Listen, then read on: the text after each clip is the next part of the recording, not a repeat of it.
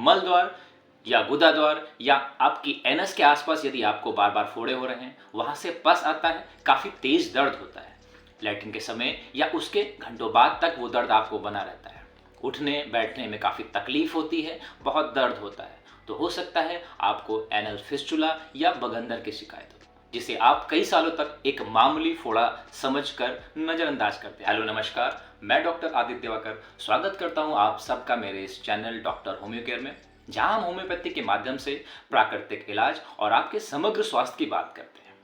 स्वस्थ रहने की इस यात्रा में हमारे साथ आगे भी जुड़े रहिए। आज के इस वीडियो में हम जानेंगे एनल फिस्टुला या बगंदर के बारे में। बगंदर क्या होता है, एनल फिस्टुला क्या होता है, इससे संबंधित कारण, लक्षण और होम्योपैथी बिना सर्जरी के सिर्फ अपनी दवाओं के माध्यम से कैसे आपको इस तकलीफ से आराम दे सकती है। तो आइए वीडियो को शुरू करते हैं। बगंदर एक आम लेकिन जटिल समस्या है। ये आपके मल द्वार या गुदा या रेक्टम की त्वचा और उसके अंदर की कैनाल के बीच में एक असामान्य रास्ता या ट्रैक्ट के निर्माण हो जाने के कारण होता है। आमतौर पर आपके गुदा द्वार या एनस के आसपास किसी पुराने फोड़े के कारण बनता है, जो बार बार हो रहा है और ठीक नहीं होता है, या एक सुरंग जैसी संरचना होती है जो आपके गुदा या रेक्टम के अंदर से शुरू होकर आपके एनस के आसपास की स्किन या सतह पर आके खुलती है, जिससे मवाद, बदबूदार पानी का स्राव और काफी दर्द देखने को मिलता है। तो आइए फ्रेंड्स, बात कर लेते हैं क्या है वो संबंधित कारण जिसकी वजह से आपको एनल फिस्टुला होता है। इसमें जो सबसे पहला कारण देखने को मिलता है वो सबसे आम है। आपके मल द्वार के आसपास यदि फोड़े हो रहे हैं और वो फोड़े बार बार हो रहे हैं और ठीक होने के बाद वो फिर से हो जाते हैं, तब ऐसी संभावना है कि उस इन्फेक्शन के कारण वो ट्रैक्ट का निर्माण ले लें और वो अंदर आपके मल द्वार तक जाएं और एक एनल फिस्टुला यानी बगंदर का रूप ले लें। यदि आपको कॉन्स्टिपेशन या कब्ज की शिकायत रहती है, ऐसे केस में आपका स्टूल, आपका मल बहुत ज़्यादा सूखा और टाइट हो जाता है, जिसकी वजह से यदि आप जोर लगाते हैं तब वो मल आपके रेक्टम यानी मल द्वार को अंदर से इंजर्ड करता है, उसमें इंजरी आती है, उसमें कट्स आते हैं, जिसकी वजह से आपके मल में पाए जाने वाले जो बैक्टीरियाज हैं उनके कारण इन्फेक्शन हो जाता है और वो इन्फेक्शन अंदर ही अंदर एक ट्रैक्ट का निर्माण करता है, जिसकी वजह से ये एक एनल फिस्टुला का रूप ले लेता है। या फिर आपको पाइल्स यानी बवासीर की शिकायत है, उन केसेस में भी ये देखा गया है कि अगर लंबे समय तक वो बवासीर आपको रहती है तो उस केसेस में भी ये एक एनल फिस्टुला का रूप ले सकता है। या फिर आप एनल फिशर से पीड़ित हैं, उस केसेस में भी ये एनल फिस्टुला बनने की संभावना काफ़ी अधिक होती है।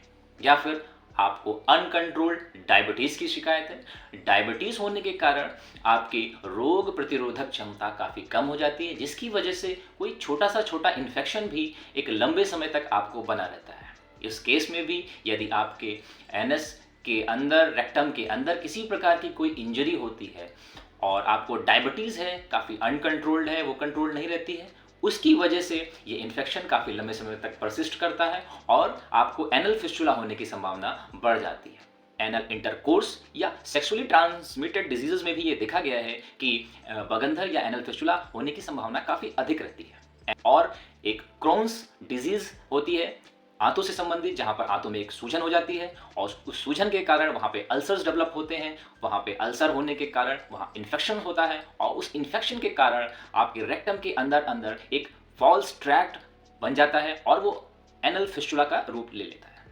तो ये थे कुछ संबंधित कारण जिसकी वजह से एनल फिस्टुला या बगंदर हो सकता है। और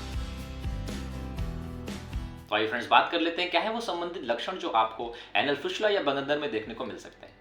इसमें सबसे जो मुख्य लक्षण देखने को मिलता है वो है आपको दर्द का एहसास लैट्रिन के समय या डेफिकेशन के समय, या डेफिकेशन यानी मल त्यागने के घंटों बाद तक यदि आपको काफ़ी तेज दर्द हो रहा है, वहाँ से किसी प्रकार की मवाद, बदबूदार पानी का स्राव, खून का स्राव हो रहा है, या आपको मल त्यागने के बाद बहुत तेज जलन और खुजली होती है, साथ में यदि इन्फेक्शन लंबे समय तक बना रहा तो आपको एक लो ग्रेड फीवर दिन भर भी रह सकता है।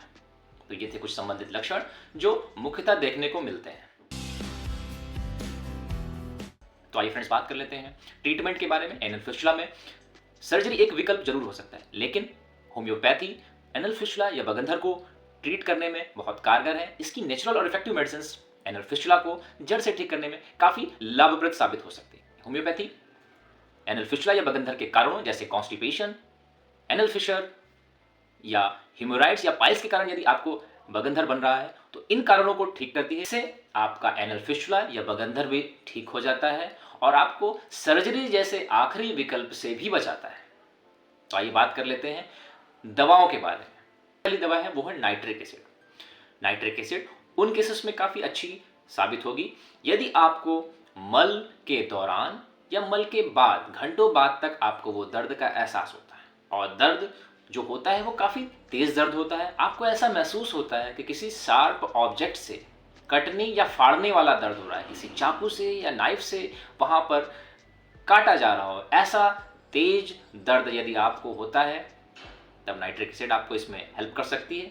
साथ में यदि आपको कॉन्स्टिपेशन यानी कब्ज की शिकायत हो, साथ में स्टूल के साथ या लैट्रिन के साथ ब्लड आता है और आपकी तकलीफ शाम के समय या रात में बहुत ज़्यादा बढ़ जाती है, पर यदि आप ट्रेवलिंग कर रहे हैं, आप सफ़र करते हैं, तब आप ये देखते हैं वो दर्द आपको महसूस नहीं होता है, आपकी तकलीफ में आपको आराम लगता है। और साथ में यदि आपके एनल ओपनिंग यानी मल द्वार के आसपास या आपके होठों के आसपास फिशर्स या कट रहते हैं और मल त्यागने के बाद या लैट्रिन या डेफिकेशन के बाद आपको बहुत ज़्यादा एनर्जी का लॉस दिखता है, आप बहुत ज़्यादा एग्जॉस्टेड फील करते हैं, बहुत वीक फील करते हैं, तब नाइट्रिक एसिड 30 पोटेंसी में 4-4 बूंद आप यदि दिन में 3 बार लेंगे तो आपकी ये तकलीफ में आपको आराम मिल सकता है। जो अगली दवा है वो है पेओनिया।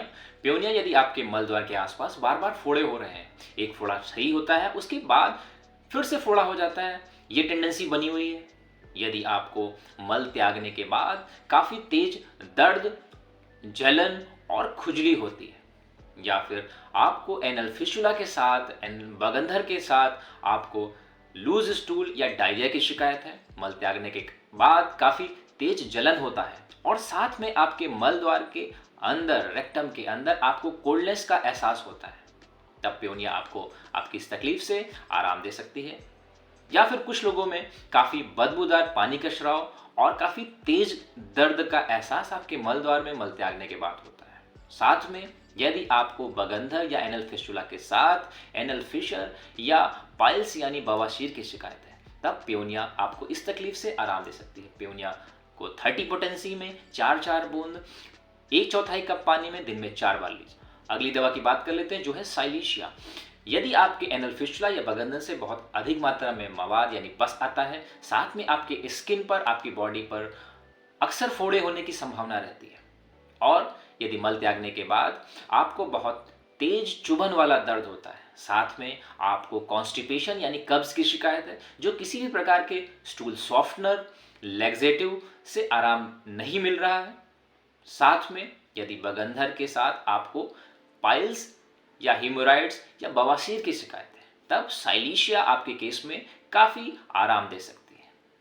साइलीशिया को 200 पोटेंसी में 2-2 बूंद जबान पे दिन में 3 बार लेना है। इसी क्रम में जो अगली दवा है वो है मायरिस्टिका। मायरिस्टिका होम्योपैथी में एक एंटीसेप्टिक मेडिसिन कही जाती है। यदि आपकी बॉडी में कहीं पर भी कोई इंजरी है, वो हील नहीं कर रही है, अधिक मात्रा में पस बनता है, फोड़े बनने की संभावना आपकी बॉडी में अक्सर बनी रहती है, या एनल फिस्टुला के केस में भी यदि दिन भर आपको ज़्यादा मात्रा में मवाद आता है या उससे बहुत अधिक मात्रा में बदबूदार पानी का स्राव होता है, साथ में आपको दिन भर बुखार जैसी संभावना बनी रहती है और आपको पहले बताई गई किसी भी मेडिसिन से यदि आराम नहीं मिल रहा है, तब मायरिस्टिका आपको इस केस में काफ़ी हेल्प कर सकती है। मायरिस्टिका को मदर टिंचर में 15-15 बूंद आधे कप पानी में दिन में 3 बार लेना है।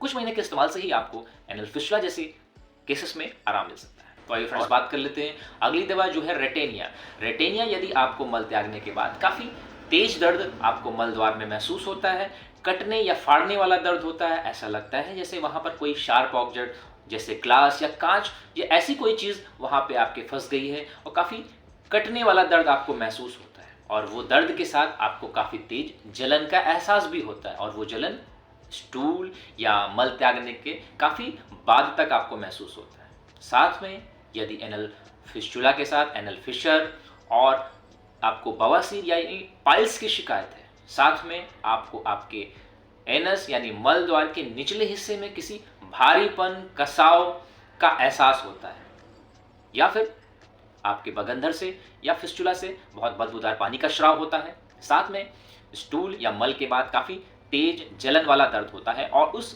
दर्द में ठंडे पानी के इस्तेमाल से यदि आपको आराम मिलता है, तब रेटेनिया आपको इस केस में काफ़ी आराम कर सकती है। रेटेनिया 30 पोटेंसी में आपको 4-4 बूंद 1/4 कप पानी में दिन में 4 बार लेना है। इसी क्रम में जो अगली दवा है वो है कैलेंडुला। यदि आपके एनल फिस्टुला या बगंधर से बहुत अधिक मात्रा में पस बनता है, बदबूदार पानी का स्राव होता है, तब कैलेंडुला को आप इस्तेमाल करें।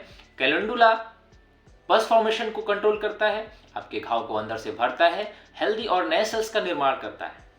कैलेंडुला को आप इंटरनली और एक्सटर्नली दोनों ही ले सकते हैं। कैलेंडुला को 30 पोटेंसी में 2-2 बूंद 1/4 कप पानी में दिन में 4 बार लेना है, और साथ में आप कैलेंडुला मदर टिंचर को थोड़े से गुनगुने पानी में डाल के आप उससे शिकाई भी कर सकते हैं आपके एनल रीजन, आपके फिस्टुला को, या उसमें आप एक कॉटन की मदद से आप अपने एनल फिस्टुला के आसपास उसको अप्लाई भी कर सकते हैं एक्सटर्नली। इससे आपको काफ़ी आराम मिलेगा।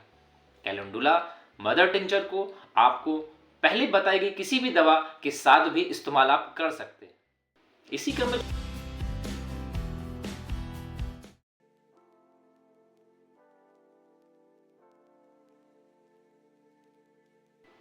दोस्तों, बगंधर कोई एक ऐसी बीमारी नहीं है जिसे छुपाया जाए। बीमारी छिपाने से नहीं, ट्रीटमेंट से या इलाज से सही होती है। होम्योपैथी बगंधर को एक बाहरी घाव नहीं, अंदरूनी तकलीफ मानकर इलाज करती है, जिससे यह तकलीफ संपूर्ण रूप से ठीक होती है। वीडियो से संबंधित यदि आपका कोई सवाल हो, कोई सुझाव हो, तो कमेंट बॉक्स में ज़रूर लिखें। वीडियो यदि आपको पसंद आया हो, जानकारीपूर्ण लगा हो, तो वीडियो को लाइक, शेयर और डॉक्टर होम्यो केयर चैनल को सब्सक्राइब करें। मिलते हैं ऐसे ही कुछ नए और इंटरेस्टिंग वीडियोस के साथ। तब तक के लिए नमस्कार, थैंक यू।